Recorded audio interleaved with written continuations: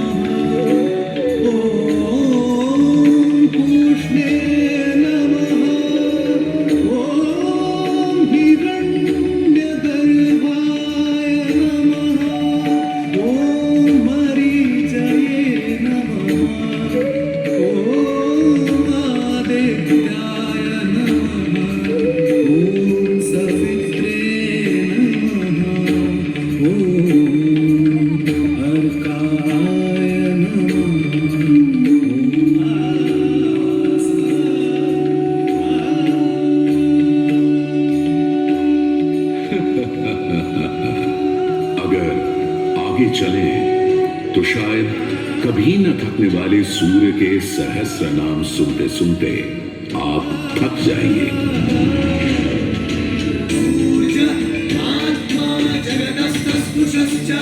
हमारी सभ्यता के सबसे पुराने और आधारभूत ग्रंथ ऋग्वेद के पहले मंडल में ही सूर्य का बखान करती हैं ऋचाएं, और सूर्य से मिली अग्नि से ही शुरू होती है ऋग्वेद की पहली ऋचा अग्नि,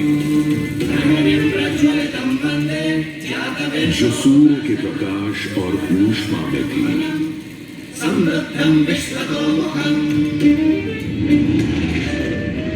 अग्नि जो दावानल और ज्वालामुखी में प्रलयंकारी विध्वंसक के रूप में विद्यमान थी। अग्नि जो चौखट पर पहरेदार तथा चूल्हे में एक मित्र के रूप में भी मौजूद थी।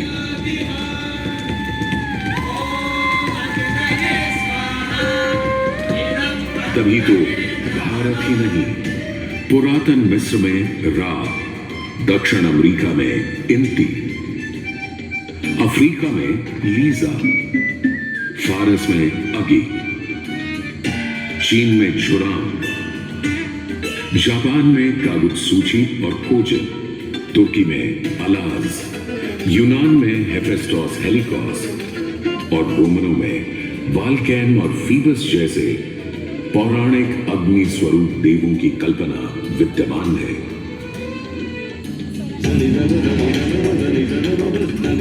भारत में मान्यता है सूर्य ऋषि कश्यप और अदिति का पुत्र है। कहते हैं जब सूर्य की शादी विश्वकर्मा की पुत्री संजना से हुई तो संजना उसकी चमक से इतनी परेशान हो गई कि पिता विश्वकर्मा को छाया का निर्माण करना पड़ा, और तभी से चल रहा है सूरज की रोशनी के साथ धूप छांव का खेल।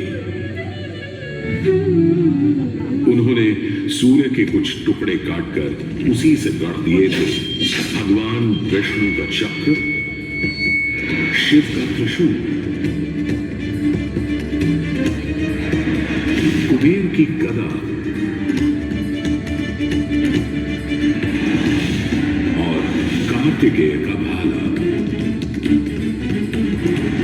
किंतु इतना होने के बाद भी सूर्य बिना रुके अपने 7 श्वेत अश्वों के रथ पर आरूढ़ आकाश की परिक्रमा करता ही रहता है, करता ही रहता है। असल में हमारे मानव बनते और 2 पैरों पर खड़े होते ही हम समझ गए थे सूर्य का प्रचंड प्रताप और प्रकाश, उसकी जीवनदायिनी शक्ति हर पल बदलते संसार में हर रात घटते बढ़ते चांद वाले आकाश में केवल एक सूर्य ही है जो हर रोज सही समय पर उदय होकर हमारी दुनिया को जगमग, जागृत और जीवित कर देता है और हमें एक अवश्यम भावी स्थायित्व का आभास देता है।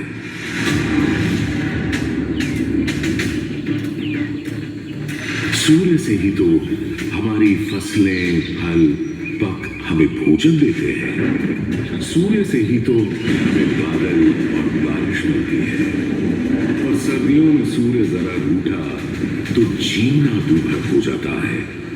पेड़ों के पत्ते झड़ जाते हैं, वन्य जीवन गुप्त होकर लुप्त हो जाता है और पूरी दुनिया बेरंग सफेद हो जाती है।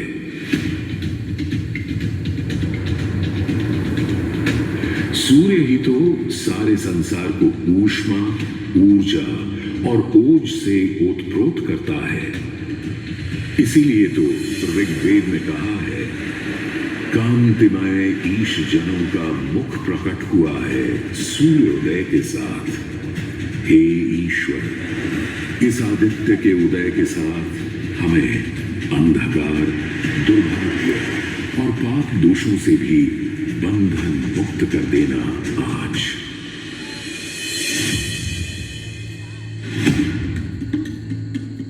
और अगर ग्रहण के समय सूर्य कुछ क्षणों को लुप्त हो जाए तो सारे संसार में हाहाकार मच जाता है।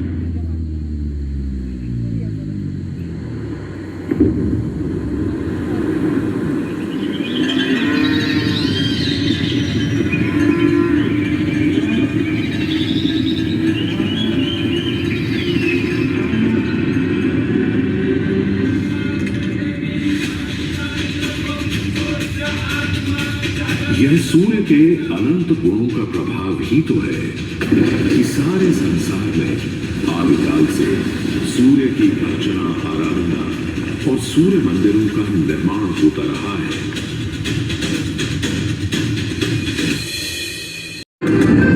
दक्षिण अमेरिका के इंका काल के सूर्य उपासना स्तूप, मिस्र के रामसेस मंदिर परिसर में स्थित सूर्य मंदिर, रोम और यूनान, चीन और जापान, मेसोपोटामिया और ईरान के सूर्य मंदिर और भी दुनिया भर में न जाने कितनी सभ्यताओं ने अपनी अपनी तरह की सूर्य उपासना और मंदिर परिसर देखे हैं।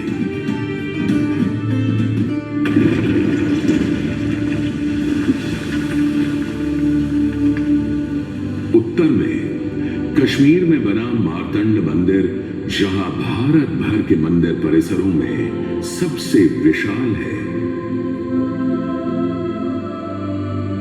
तो पूर्व में ओडिशा का कोणार्क मंदिर सबसे वैभवशाली, पूर्वोत्तर में असम और मणिपुर के सुंदर सूर्य मंदिर देखते बनते हैं, तो दक्षिण में तमिलनाडु, केरल, कर्नाटक आदि के सूर्य मंडप अपनी अलग छटा रखते हैं। उधर उत्तराखंड, उत्तर प्रदेश, बिहार, मध्य प्रदेश, हरियाणा और हिमाचल में भी सूर्य मंदिरों की हार माला सी बनी है।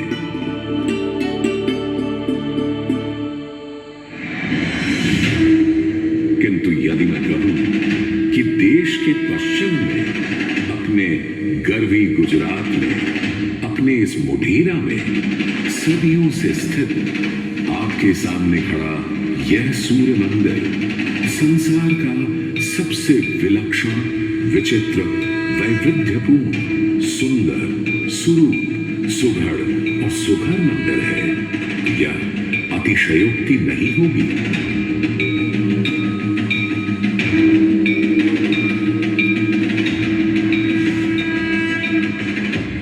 11वीं सदी में चालुक्य घराने के सूर्यवंशी सोलंकी सम्राट भीमदेव प्रथम ने तो यहां एक चमत्कार ही कर दिखाया। सम्राट भीमदेव प्रथम एक बड़े वीर और प्रतापी राजा थे।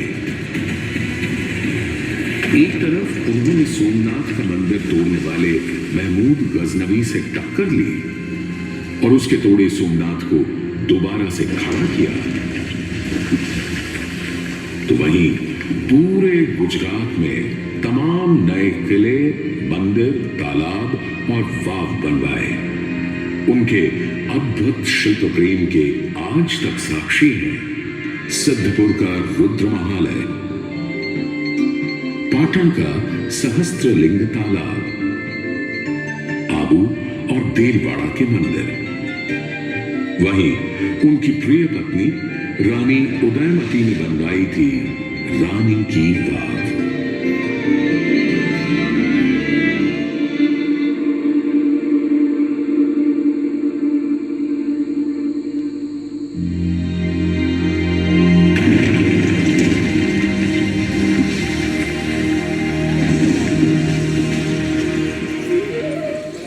किंतु इन सारे स्थापत्य और शिल्प के नमूनों से कहीं ऊपर था राजा भीमदेव का पुष्पावती नदी के किनारे सन 1026-27 में करवाया इस सूर्य मंदिर का निर्माण। महसाणा से 20 किलोमीटर दूर बने इस मंदिर में आज नदी भले थोड़ी दूर चली गई हो, पर मंदिर के ठीक सामने बना सूर्य कुंड इस सुंदर परिदृश्य में पानी की कमी खलने नहीं देता। सूर्य के प्रकाश पुंज और जल का यह खेल पूरे परिसर को तरंगित और झंकृत करता रहता है।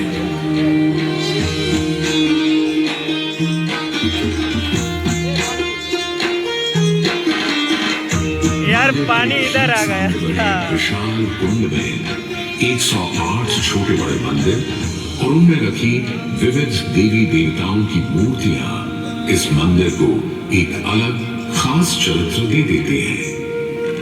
इसका एक और नाम है रामकुंड, और क्यों ना हो, जबकि यहाँ विस्तृत धर्मारण्य वन क्षेत्र में ही श्री राम ने मोढेरक का निर्माण करवाया था। इस कुंड के पानी में मंदिर इस तरह प्रतिबिंबित होता है कि लगता है मानो अग्नि और जल घुल मिलकर कोई खेल खेल रहे हैं।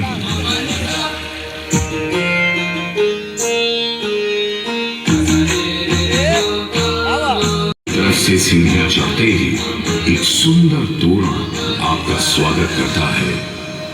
तोरण से होते हुए जैसे ही आप मंदिर के पास पहुंचते हैं, एक नया संसार सामने आ खड़ा होता है।